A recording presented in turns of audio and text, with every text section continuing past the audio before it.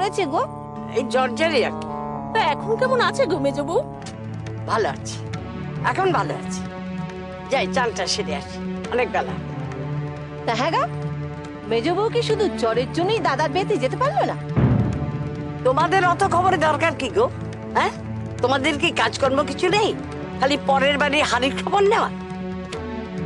মেজো বউ ভালো থাকলেও সে যেত না বাপের বাড়ি, বুঝলে? আমি একবার উঠলুম, তারপর সব যেন কিরকম অন্ধকার হয়ে গেল। মেজবু, একটা কথা শুনে চলতে পারিস না? এই কটা দিন শান্ত হয়ে থাক না।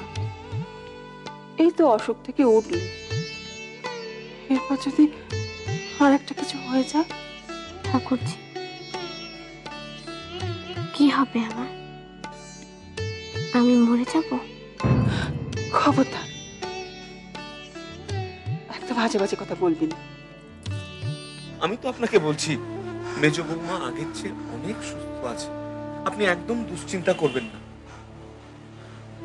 আমি শুধু আপনাকে এটুকুই বলতে এসেছি, সময় সুযোগ হলে আপনি একবার মেয়েকে দেখে আসতে পারেন, মনটা ভালো লাগবে। আমি যাব, আমি ও বাড়িতে যাব। আপনি আমাকে যেতে বলছেন? যাবেন নাকি? নিশ্চয়ই যাবেন। হ্যাঁ হ্যাঁ, আমি যাব।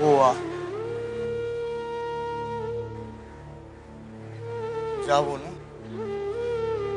হ্যাঁ, কি কি কিন্তু কালুই মশাই,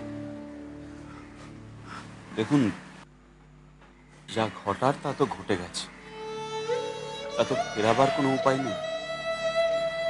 তবে আপনি একদম চিন্তা করবেন না। আমি কিন্তু মার অনুমতি নিয়েই আপনাকে ও বাড়িতে যেতে বলছি।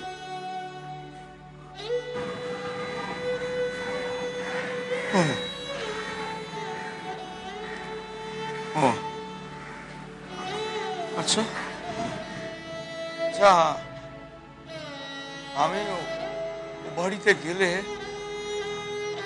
আমার সুবর্ণকে আমি দেখতে পাবো? ওর এত বড় কোপ ছিল, ওর বউ নাকি রোজ ওর মুখ পাঠিয়ে দিত। আমার সঙ্গে না ওর খুব ভাব ছিল।